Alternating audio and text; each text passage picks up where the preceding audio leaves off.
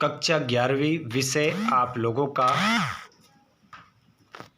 हिंदी का जो पेपर है, त्रैमासिक परीक्षा हेतु प्रश्न बैंक जो गवर्नमेंट के द्वारा अपलोड की गई है, उसका पूरा पेपर जो उन्होंने अपलोड किया है ब्लूप्रिंट के अकॉर्डिंग, इस प्रश्न बैंक का पूरा सॉल्यूशन मैं आप लोगों को करवाने वाला हूं। तो यहाँ पर आप देख सकते हैं आपका पूरा पेपर यहाँ से बनने वाला है। गवर्नमेंट के द्वारा यहाँ पर देखिए कुछ अपडेट उन्होंने यहाँ पर किया है कि विषय शिक्षक प्रश्न बैंक में समाहित प्रश्नों का उपयोग विद्यार्थियों के सीखने के स्तर एवं पाठ्यक्रम को ध्यान से रखते हुए त्रैमासिक परीक्षा का प्रश्न पत्र बनाते समय अनिवार्य रूप से करें। यहाँ पर देखिए साफ साफ उन्होंने लिख दिया है कि पूरा त्रैमासिक का पेपर इस प्रश्न बैंक में से आना चाहिए। अब इसमें देखिए साफ साफ लिखा है, लोक शिक्षण संचालनालय मध्य प्रदेश त्रैमासिक परीक्षा का ब्लूप्रिंट जारी कर दिया गया है। काव्य खंड से आपका 17 नंबर का आएगा और काव्य बोध से आपका 9 नंबर का आएगा। ये पूरा ब्लूप्रिंट है जो कि आप स्क्रीन पर देख पा रहे हैं। भाव पल्लवन, सार संक्षेपण कितने नंबर का आएगा, वितान से कितने नंबर का आने वाला है। देखिए संचार अभिव्यक्ति एवं माध्यम से 7 नंबर का। और यहाँ पर आप देख सकते हैं ये पूरा पेपर किस प्रकार से बनना चाहिए, यहाँ पर पूरे निर्देश जारी किए गए। तो इस प्रश्न बैंक का पूरा सॉल्यूशन मैं आप लोगों को करवाने वाला हूँ आज के इस वीडियो में। यहाँ पर देख सकते हैं कक्षा 11वीं विषय हिंदी का जो पेपर है आपका 80 नंबर का होगा और उसमें क्या क्या आने वाला है, कैसे पेपर बनेगा, ये पूरा उन्होंने दे दिया है। आपकी जोड़ी 7 नंबर की रहेगी और एक शब्द उत्तर आपके साथ रहेंगे, बाकी 6 नंबर में रहेंगे ऑब्जेक्टिव। टोटल 32 ऑब्जेक्टिव रहेंगे। यहाँ पर देख सकते हैं टोटल क्वेश्चन आपके 23 रहेंगे और 80 नंबर का आपका पेपर होने वाला है। 4 नंबर के क्वेश्चन कौन कौन से आने वाले हैं उन पर गौर कीजिएगा। एक तो निबंध आ रहा है, एक पत्र आ रहा है, एक व्याख्या आ रही है और एक भावार्थ आ रहा है 4 नंबर के। 3 नंबर में अपठित आ रहा है, भाषा बोध आ रहा है, कवि परिचय आ रहा है और लेखक परिचय। इस प्रकार 3 नंबर के 4 नंबर के क्वेश्चन आ जाएंगे। और अभिव्यक्ति माध्यम से एक क्वेश्चन आएगा 2 नंबर का, वितान से 1 नंबर का आएगा, भाषा बोध से 2 नंबर का, भाषा बोध से 2 नंबर का, गद्य खंड आरोह से 2 नंबर का, गद्य की विधा से 2 नंबर का। इस प्रकार ब्लूप्रिंट रहेगा। इसका पूरा हल मैं आपको करवाने वाला हूँ, ठीक है। तो वीडियो को लास्ट तक देखिएगा। ये पूरा देखिए पूरा ब्लूप्रिंट है, प्रश्न बैंक पूरा हल हम करेंगे यहाँ पर त्रैमासिक परीक्षा 2025-26 के लिए। तो जल्दी से एक बार जितने भी 11वीं वाले विद्यार्थी जुड़ चुके हैं, हिंदी के पेपर को पूरा का पूरा छाप के आना है। तो वीडियो को लास्ट तक देखकर जाना है ना। पूरा PDF मैंने आपको टेलीग्राम पर दे दिए हैं, पूरे PDF डाल दिए हैं। टेलीग्राम पर चले जाइए, वहाँ पर आपको सारे PDF मिल जाएंगे। टेलीग्राम की लिंक कहाँ मिलेगी और वीडियो के लास्ट में मैं आपको बता दूंगा, ठीक है।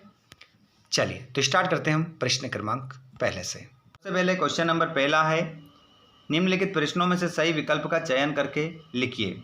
जैसे हिंदी साहित्य का स्वर्ण युग कहलाता है, तो हिंदी साहित्य का जो स्वर्ण युग किसे कहते हैं? आदिकाल को कहते हैं, भक्ति काल को कहते हैं, रीतिकाल को कहते हैं, आधुनिक काल को कहते हैं। तो यहाँ पर आपका जो सही उत्तर होगा वो लगाइएगा आप भक्ति काल। कबीर ने ईश्वर के कितने रूपों को जाना है? तो कबीर ने ईश्वर के कितने स्वरूपों को जाना है? तो 1, 2, 3 अनंत। तो इसमें आपका जो करेक्ट आंसर हो जाएगा वो हो जाएगा 1। विदाई संभाषण के लेखक है प्रेमचंद, बाल मुकुंद गुप्त, लॉर्ड कर्जन, महावीर प्रसाद द्विवेदी। तो इसमें आपका जो आंसर होगा वो हो जाएगा बाल मुकुंद गुप्त। ओज गुण पाया जाता है करुण रस में, शांत रस में, वीर रस में, श्रृंगार रस में। तो यहाँ पर आपका करेक्ट आंसर होगा वीर रस में। मीराबाई की भाषा मूलतः थी राजस्थानी, बंगाली, अवधी, फारसी। तो इसमें आपका करेक्ट आंसर हो जाएगा राजस्थानी। नेक्स्ट क्वेश्चन को देखिएगा। पूरा का पूरा त्रैमासिक पेपर का पैटर्न रहेगा, इसमें से पूरा पेपर आपका बनने वाला है। तो जो भी विद्यार्थी इस चैनल से जुड़ चुके हैं, आप लोगों ने कोई गलती नहीं की है। जब आप पेपर दोगे त्रैमासिक का तो आपको सब कुछ समझ में आ जाएगा कि हम जो आए थे वो सही जगह पर आए थे। पूरा पेपर हमारा जो सर ने बताया था इसी में से पूरा आया है 2025-26 का। चलिए विद्यार्थियों, जो भी दोस्त हमारे जहाँ से भी जुड़ रहे हैं, आप हमें कमेंट बॉक्स में बताते रहें आपका नाम क्या है और आप इस वीडियो को कहाँ से देख रहे हैं, साथ ही पता चल सके हमें कि कौन सा विद्यार्थी हमसे कहाँ से जुड़ा हुआ है। सभी क्लास में बताते रहे, कमेंट बॉक्स में लिखते रहें।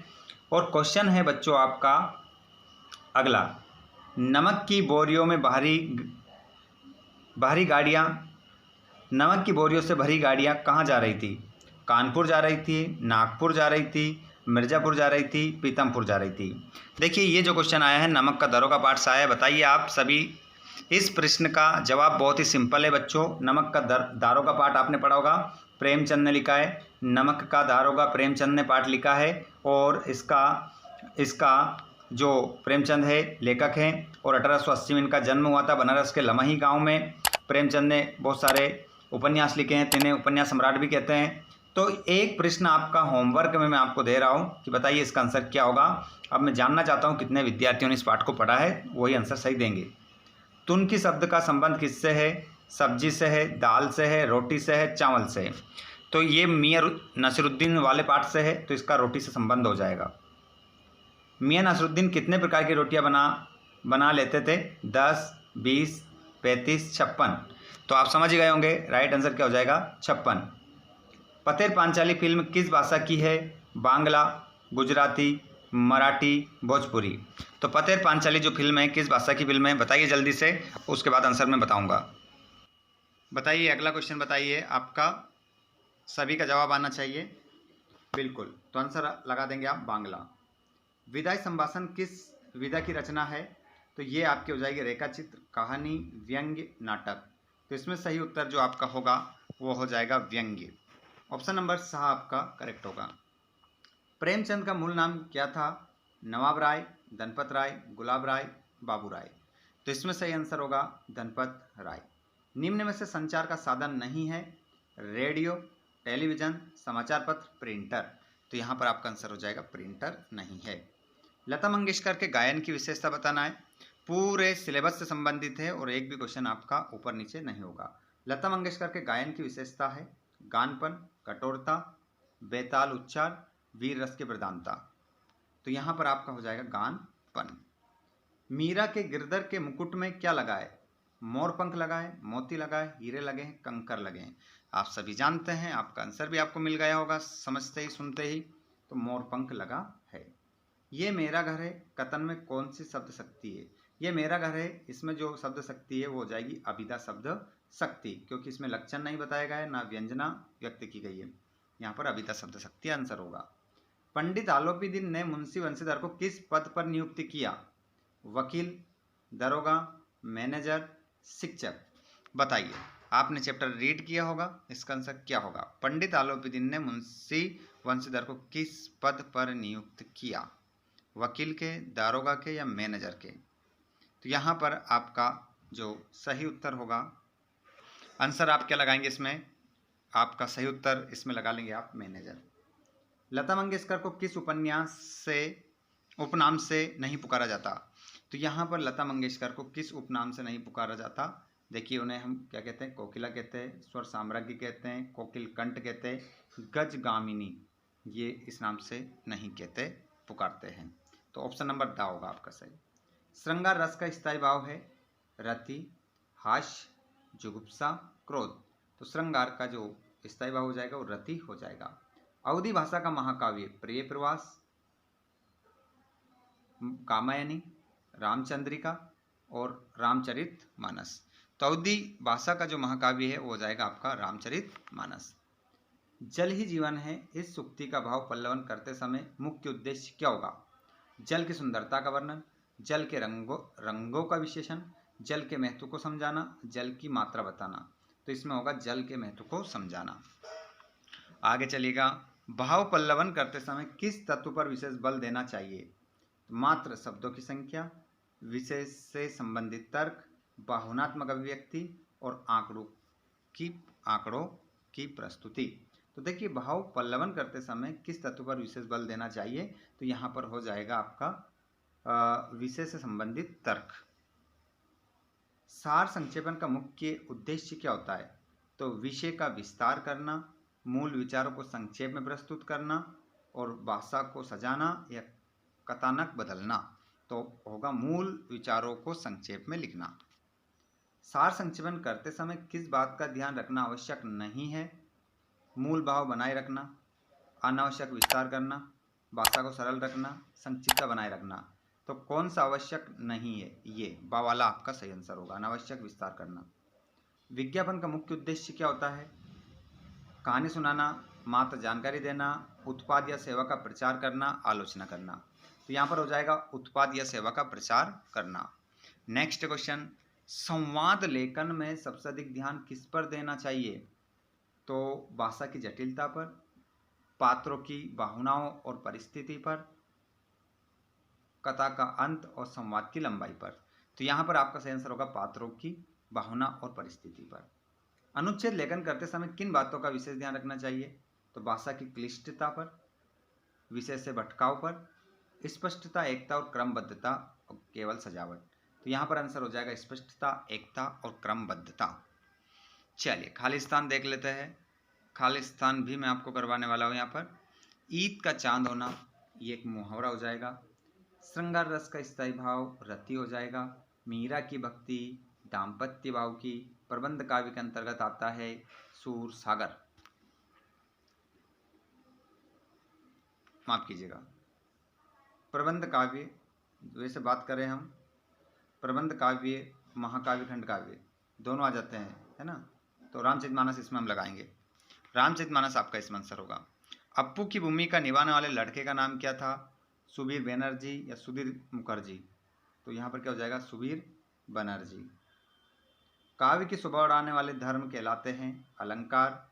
संचार शब्द की उत्पत्ति धातु से हुई है, चर धातु से हुई है। कबीर भक्ति काल की शाखा के कवि है, निर्गुण भक्ति शाखा के। लता मंगेशकर के पिता थे दीनानाथ मंगेशकर। टेलीविजन संचार का, टेलीविजन दृश्य माध्यम है। ऑल इंडिया रेडियो की स्थापना सन 1936 या 1836। बताइए इसका आंसर क्या होगा? बताइए जल्दी से। तो इसका करेक्ट आंसर आप क्या लगाएंगे? 1936। मियां नसरुद्दीन ने रोटियां बनाने का हुनर से सीखा था? वालिद उस्ताद या मलिक से? बताइए, आपने पढ़ा होगा वालिद उस्ताद था या मलिक था। उसके बाद में हम अगला क्वेश्चन देखेंगे। जल्दी से आंसर बताइए। कितने विद्यार्थियों ने पाठ नंबर 2 मियां नसरुद्दीन कृष्णा सोबती के द्वारा लिखा गया पाठ है, किस किस ने पढ़ा है? बताइए जल्दी से। ठीक है, आंसर लगा लो आप। तो वालिद उस्ताद से सीखा था। वीर रस प्रधान कविताओं में गुण पाया जाता है, ओज गुण पाया जाता है बच्चों। गाय पालतू पशु है, वाक्य में शब्द शक्ति है। तो गाय पालतू पशु है, वाक्य में जो शब्द शक्ति हो जाएगी वो हो जाएगी अभिधा शब्द शक्ति। पंडित आलोपी दिन को पर अखंड विश्वास था लक्ष्मी पर। किस पर? लक्ष्मी पर। अगला क्वेश्चन है, जिंदगी नामा प्रसिद्ध है। ये जिंदगी नामा जो है एक रचना है और ये काय के लिए प्रसिद्ध है? बताइए। साथ में आपको ये भी बताना है कि बच्चों ये कहानी या उपन्यास जिंदगी नामक किसकी रचना है, ये आपको बताना है। तो ये उपन्यास आपका हो जाएगा कबीर की भाषा सद्दुकड़ी हो जाएगी। खालिस्तान में दोहो का पूर्व पर संबंध होता है। तो यहाँ पर में दोहो का पूर्व पर संबंध होता है। तो यहाँ पर आपका प्रबंध काव्य हो जाएगा। मुंशी वंशीधर विभाग में दरोगा थे, नमक विभाग में। सच्चाई की सदा जीत होती है, इस कथन का भाव पल्लवन करते समय का महत्व बताया जाता है। तो यहाँ पर सच्चाई की जीत होती है, सत्य का महत्व बताया जाता है ना। भाव पल्लवन में किसी कथन के पक्ष को विस्तार से प्रस्तुत किया जाता है, तो भावात्मक पक्ष को। सार संक्षेपण करते समय अनावश्यक बातों को क्या कर दिया जाता है? हटा दिया जाता है।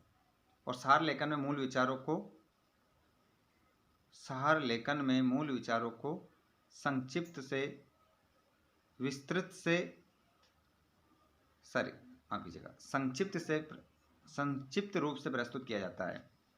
नेक्स्ट हम देखते हैं और उसके बाद हम देखेंगे यहाँ पर यही इसी में से पूरा पेपर बनेगा। खालिस्तान जो खालिस्तान बताया, इन्हीं में से खालिस्तान बनेंगे, इन्हीं में से ऑब्जेक्टिव आपके बनेंगे 6-7 नंबर के, ध्यान रखिएगा। अगला क्वेश्चन है, विज्ञापन का उद्देश्य किसी वस्तु या सेवा का करना, प्रचार करना होता है।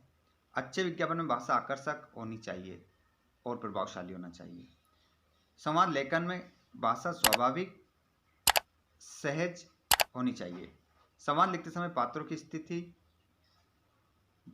और भावना का ध्यान रखना चाहिए। अनुच्छेद लेखन में विषय से संबंधित विचार क्रमबद्ध रूप से प्रस्तुत किए जाते हैं।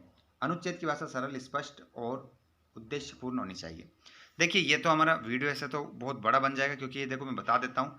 अभी मैंने आपको 2 क्वेश्चन करवाए इसमें, जो कि खाली स्थान बन गए आपके 6 नंबर के, और ऑब्जेक्टिव भी आपके बन जाएंगे 6 नंबर के। उसके बाद में पूरा पेपर है, कौन सा प्रश्न जोड़ी में आएगा, कौन सा खाली स्थान में, कौन सा सत्य में, और 2-2 नंबर में कौन सा करने हैं, छठे में इनमें से आएगा, छठे में इन 4 क्वेश्चन में से एक आ जाएगा, सातवें इनमें 4 में से एक सातवें में आ जाएगा। पूरा पेपर दिया है उन्होंने बनाकर कि इनमें से ही पेपर बनाना है। अब इनमें से कौन सा आ जाएगा, ठीक है, इनकी आपको अच्छे से तैयारी करना है। अब मैं आपको अगला वीडियो प्रोवाइड करवाने वाला हूँ, जिसमें मैं बाकी आपको क्वेश्चन सोल्व करवाऊंगा, पूरा गद्यांश पद्यांश सब कुछ हल करवाने वाला हूँ। तो अगर आप चैनल पर पहली बार आए हैं और चैनल को सब्सक्राइब नहीं किया हो तो चैनल को सब्सक्राइब जरूर कीजिएगा। देखिए पूरा पेपर है, निबंध एप्लीकेशन कौन सी करनी है ये भी मैं आपको बताऊंगा। बस आप 21वां क्वेश्चन देख रहे हैं यहाँ पर अभी, और अब ये देख रहे हैं आप क्वेश्चन नंबर 22। इसमें औपचारिक पत्र आपको कौन कौन से करना है, ध्वनि विस्तारक वाला करना है, सफाई वाला करना है, ठीक है, और 10वीं बोर्ड की दूसरी अंक सूची मंगवाना है, शाला शुल्क मुक्ति वाला करना है। ये 3-4 कर लेना है और आपके 4 नंबर यहाँ से कहीं नहीं गए। निबंध कौन कौन से कर लेते हैं, बहुत सारे बच्चे पूछते हैं मोस्ट बता दो, तो जल ही जीवन है, ये सारे उन्होंने क्या बताएं, मोस्ट बताएं, इनमें से आपको एक करना है, ठीक है। तो ये अगला वीडियो आपको जल्दी ही मिलेगा। चैनल को सब्सक्राइब करके रखिएगा। वीडियो आप कहाँ से देख रहे हैं कमेंट बॉक्स में जरूर लिखिएगा। अब PDF प्राप्त करने के लिए सर क्या करें, तो आप हमारे टेलीग्राम और व्हाट्सएप ग्रुप से जुड़ जाइए, जिसकी लिंक हमने डिस्क्रिप्शन में दे रखी है, ठीक है। और अगर आप किसी प्रकार की हमसे डायरेक्ट बात करना चाहते हैं तो आप हमें फेसबुक पेज पर फॉलो करें या इंस्टाग्राम पर फॉलो करें, जिसकी लिंक भी हमने डिस्क्रिप्शन में दे रखी है। धन्यवाद, थैंक्स फॉर वॉचिंग, जय हिंद।